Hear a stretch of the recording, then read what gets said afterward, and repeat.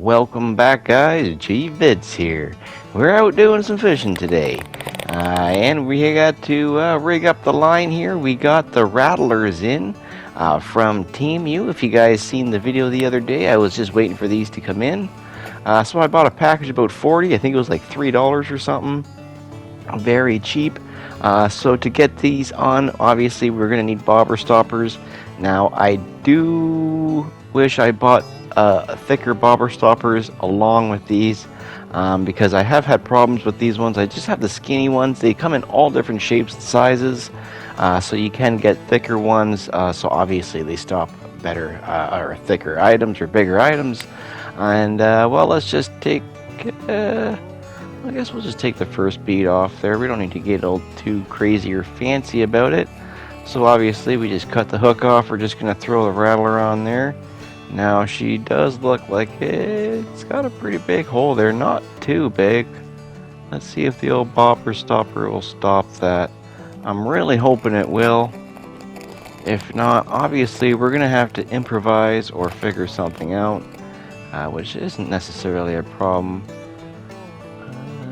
Let's get this in here. Like I was mentioning, you can get these bobber stoppers in different sizes, so if you do run into these issues, you can just obviously purchase bigger ones. And look at that, it slips right over it. Son of a bitch.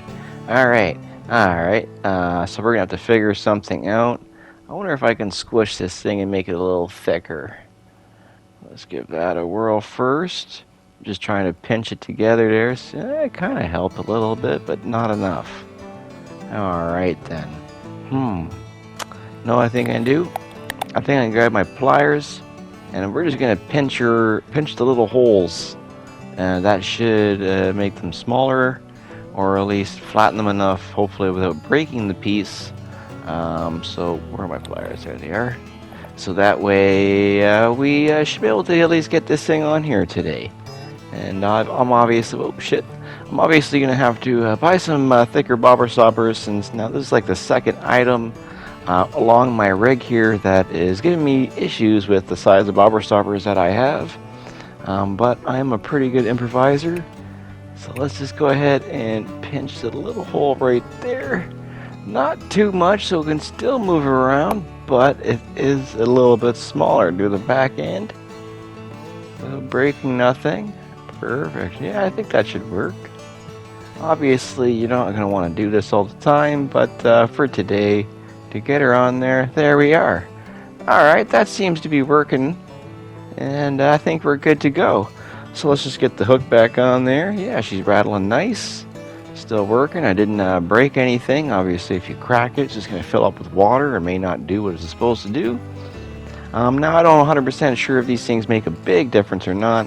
I'll test out on other days. Right now I'm just kind of throwing her out there. She's really hot out there right now, so the kitty cats may not be biting too much. I'm just getting here, but we'll see what we get. If we get something, we'll be back. If not, that's alright. I just brought you along for the little rig making or add on to the rig.